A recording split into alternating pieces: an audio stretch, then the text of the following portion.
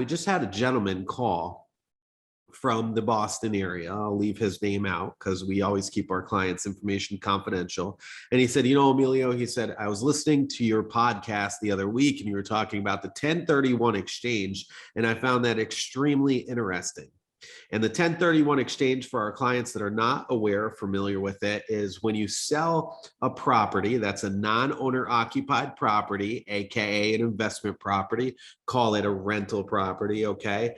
And you sell that and take the proceeds from it. And instead of paying, say, anywhere from 21 to 33, 35% capital gains on this, you take that money and you throw it back into the real estate market for an equal to or larger purchase. That's all tax-free for the time being, because obviously the government knows they're going to get you later on when you got this bigger investment. I was just going to say tax deferred.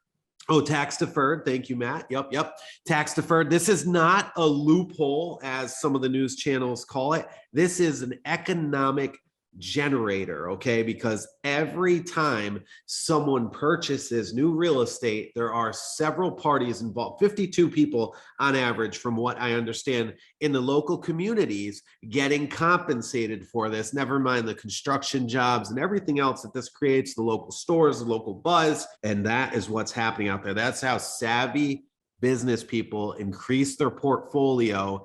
Take your money out of the savings account, because with inflation, you are losing money. Okay. I'm not going to give you stock advice. I don't know anything about stocks. I have a financial advisor who's fantastic, but look, I know real estate inside and out. And I know if you can get that monthly cash flow coming in, Matt, huge, right? Huge. You'll have a multifamily or an investment property that is just, it might be too much to maintain and be a property manager of, might be too far away and location wise. And instead of hiring like an outside source to manage the property, you'd rather just sell it and relocate your investment money and funds to something where closer.